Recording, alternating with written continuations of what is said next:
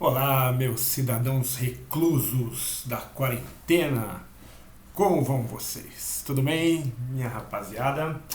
Hoje vamos falar da Revolução Russa, Revolução Russa de 1917. Gente, a Revolução Russa, pode parecer complicada, né, no primeiro momento, mas não é não. É uma coisa que, se a gente for levar ela sistemática, é claro que os meandros, as ideologias, né, os pensamentos, eles têm aí uma complexidade. Mas para compreender os fatos que vão levando, né, esse processo histórico revolucionário russo, a gente consegue levar numa boa. Não é nenhum bicho de sete cabeças para a gente conseguir compreender aí os movimentos que vão acontecendo até que a revolução ecloda aí na Rússia czarista, né? Bom, como eu acabei de falar, a Rússia é uma nação czarista aí até o início do século XX, né? Uma das últimas. E aí, o que é importante a gente dizer aqui é o que é uma nação czarista. O czarismo, gente, ele é uma monarquia. O czar é o rei, o imperador.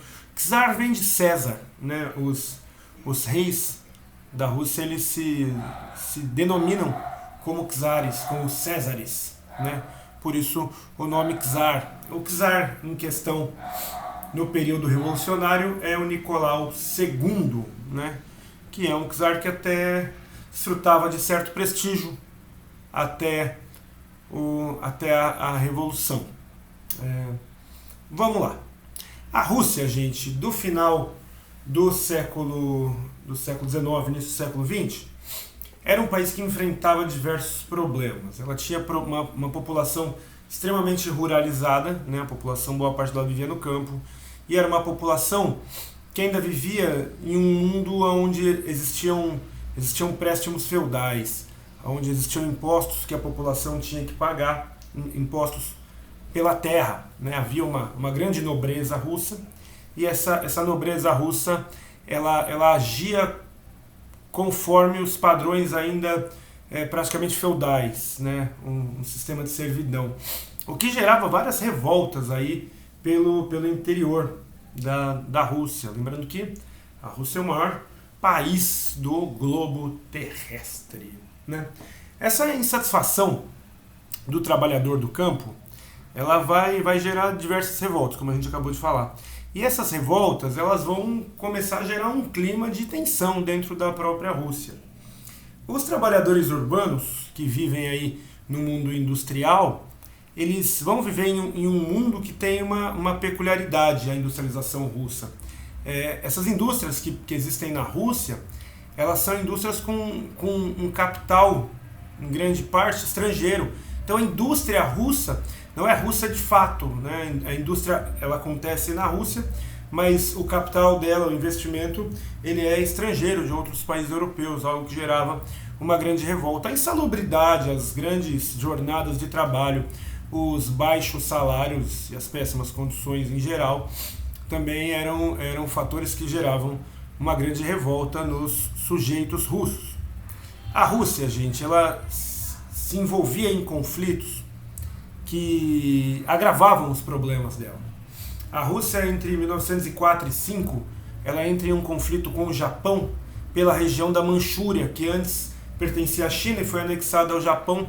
Esse conflito fez com que a Rússia gastasse muito dinheiro, e a população observava esse movimento. Além de gastar dinheiro, gastavam vidas russas jovens, né? O que gerava grandes problemas ali para a população russa em geral.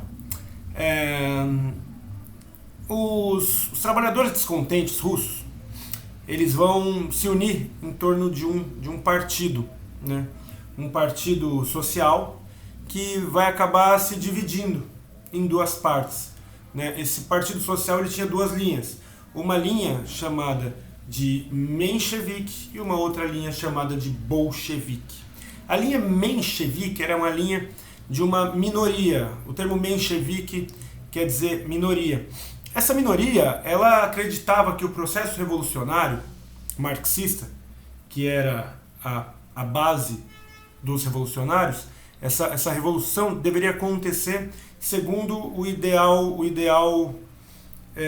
puro do marxismo, que são as fases da revolução. Eles acreditavam que com a queda do czarismo deveria ascender uma burguesia industrial, a princípio, e que a partir desse desenvolvimento capitalista o trabalhador faria a revolução do proletariado, e aí com o tempo o trabalhador tomaria consciência de classe, consciência da dicotomia de classe, né?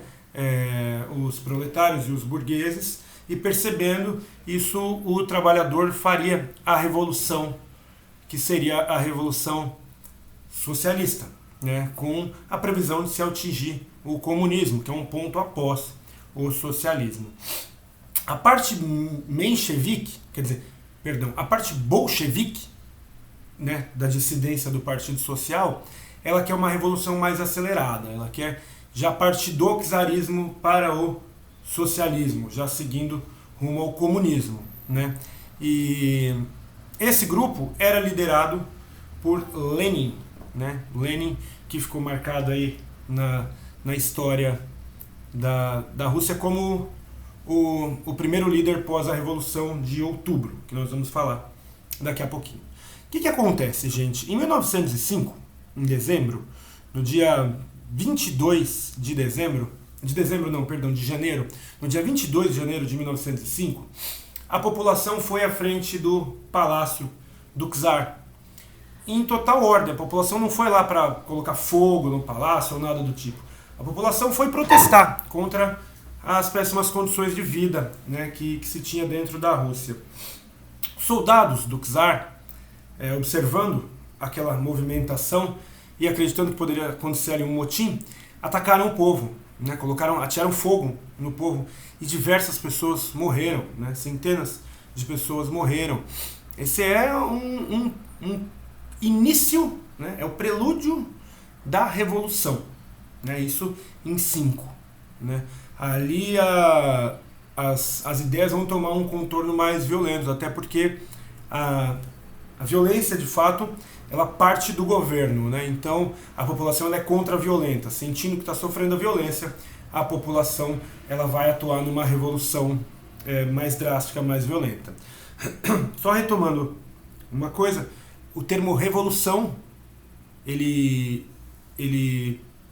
significa uma mudança drástica, uma mudança total, porque senão chamaria apenas mudança, a mudança russa. Mas não foi apenas uma mudança, foi uma revolução. É uma quebra de paradigma e uma mudança de patamar, da onde se olha o mundo que se vive.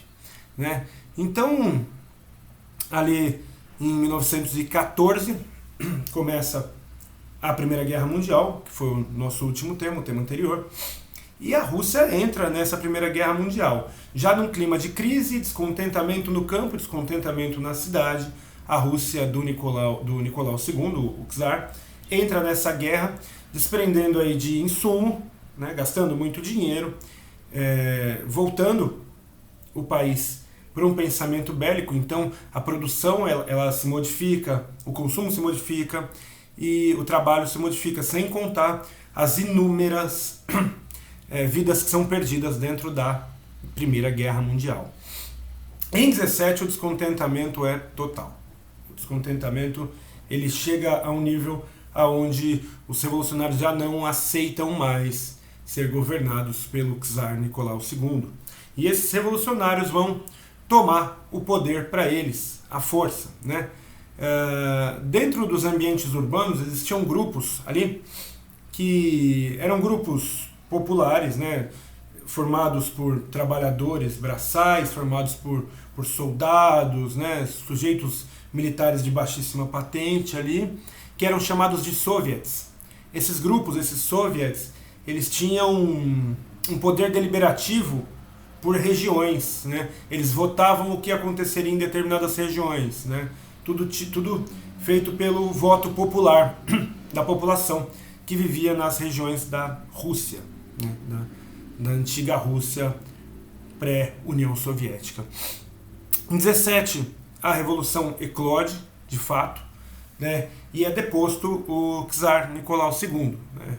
Ele e a sua família são retirados do palácio, são mortos todos, inclusive as crianças, né, para que não houvesse nenhum resquício dessa monarquia, desse pensamento monárquico. Os nobres são perseguidos também, né. É o fim desse sistema monárquico, esse sistema czarista. Entretanto, quem chega ao poder no primeiro momento é a parte menchevique, né, a parte mais moderada. E essa parte mais moderada, ela não sai da guerra, da Primeira Guerra Mundial, e ela mantém aí uma parte desse sistema que já vinha incomodando muito a população russa acontecendo, né? Alguns bolcheviques são exilados, inclusive o Lenin, que é quando ele escreve as Teses de Abril. As Teses de Abril é uma obra feita por Lenin que tem um tripé que vai dar a base para essa revolução, que é paz, pão e terra. A paz significa a retirada da Rússia dessa guerra, né, onde muito insumo e muita vida era perdida. O pão era que todo cidadão russo tivesse direito à alimentação, tendo em vista que nesse período muitas pessoas morriam de fome na Rússia. E a terra era uma reforma agrária de fato. Né? Vocês se lembram que no período monárquico, nos períodos feudais, poder é terra.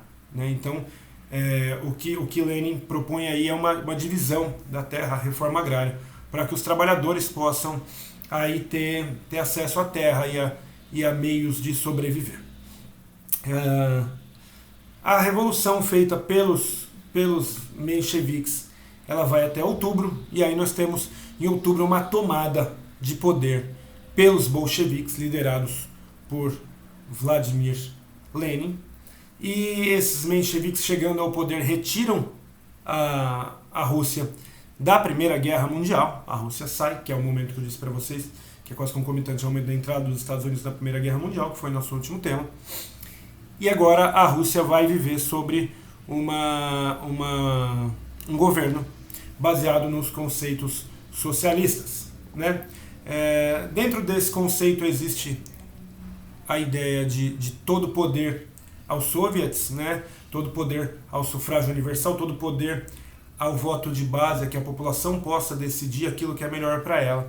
E aí nós vamos então ter uma mudança, inclusive, de nome do país. Nós vamos sair de um país chamado Rússia e vamos entrar na União das Repúblicas Socialistas Soviéticas, né? A União Soviética, a chamada União Soviética.